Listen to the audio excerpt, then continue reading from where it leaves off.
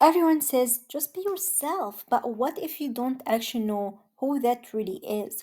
What if the self you think you are is actually a mix of old fears, trauma, and insecurities, like wearing layers of masks that have become so familiar that you forgot what is underneath? For example, I know someone that she thought that her anxiety was her personality. She said, I'm just an anxious person, but through therapy, she realized that anxiety was a response to childhood neglect, a survival tool her brain developed to keep her alert and safe. That anxious voice wasn't her true self, it was a mask she would wear for years.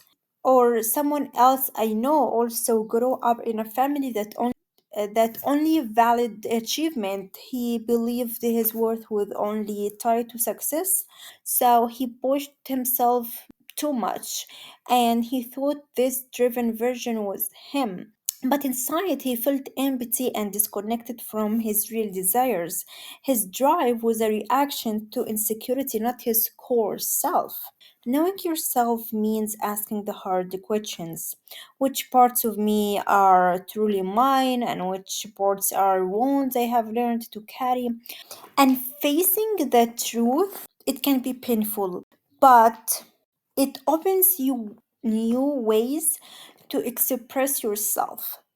And it can mean losing friends or facing uncomfortable emotions, but it is necessary. The idea that being yourself will make you instantly happy, will make you always happy, is misleading. For example, I have said you may lose a lot of friends, you may lose the family support, and it can feel lonely and uncertain and even sometimes scary. But staying in a role that isn't your real self feels like living in a cage. Authenticity isn't a quick fix or always fun. It can mean loss and struggle before you find peace.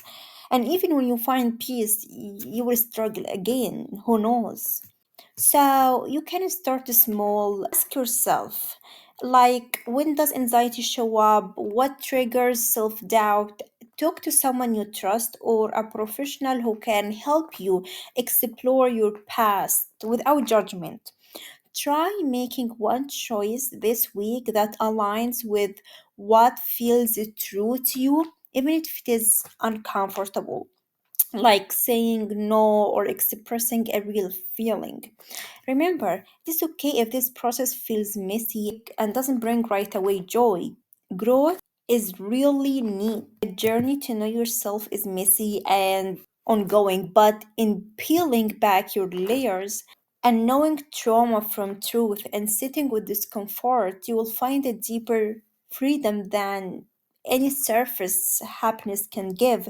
And that freedom, that's the real you.